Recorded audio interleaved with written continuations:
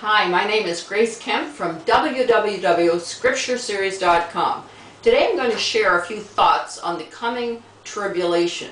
Did you know that about 2/3 of the world's population is going to die during the tribulation? That's an incredible number. And how did I get there? Why do I make such a rash statement as that? Well, if you take the statistics of the Bible, particularly in Revelation, you'll find that in the opening volleys of the tribulation, there will be 1.75 billion people die. It says 1/4 of mankind will die from war, famine, disease, and wild animals. That's in the first 2 years of the tribulation.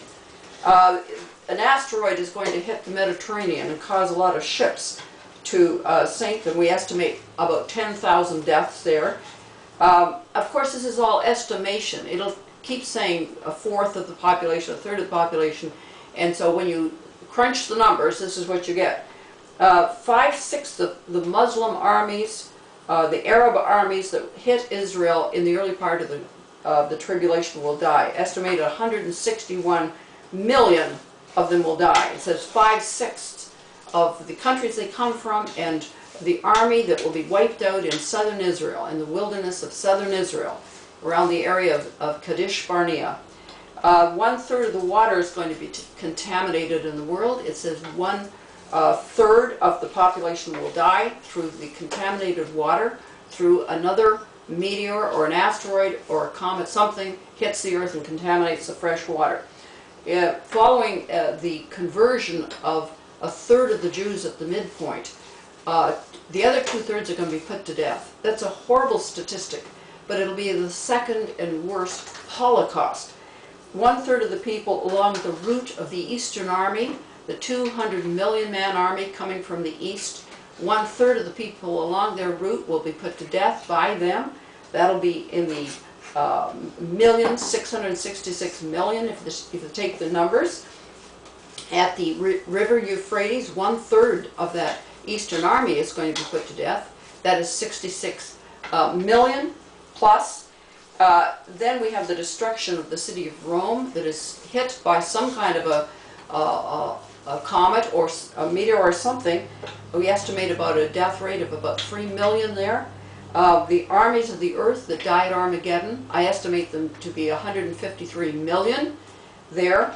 And then the Christian martyrs who received Christ through the ministry of the 144,000 will be in the hundreds and hundreds of thousands.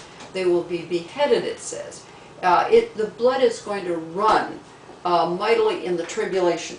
The total death toll, I estimate to be over 3,820,000,000 people, based on the numbers that are recorded in Scripture.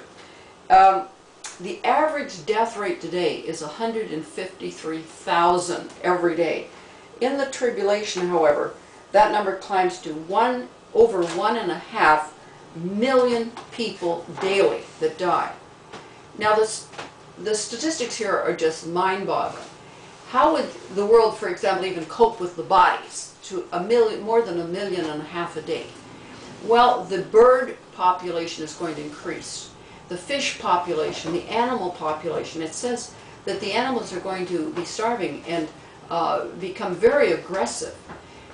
Just as we have the details of the birds eating the flesh of kings at the Battle of Armageddon, and also consuming the bodies that are killed at the Gog-Magog war where they die out in southern Israel.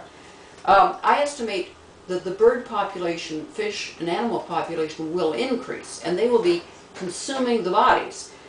We have 14 birds for every human being today with our present population. At the end of the tribulation, I estimate there'll be 47 birds per every individual on the face of the earth, because as man dies, they're going to increase. So they're going to be the scavengers, it's a horrible thing to contemplate. Don't be here for the coming tribulation. God is going to pour out his wrath on mankind for the rebellion and sin. And at the end of that time, he's coming in power and great glory to rescue the redeemed. Just make sure you're ready. Go to my website and look at the Sinner's Prayer. It's www.scriptureseries.com. If you will pray that prayer in humility and sincerity and receive Christ, you'll leave at the rapture and avoid the tribulation that's coming upon this earth. God bless you.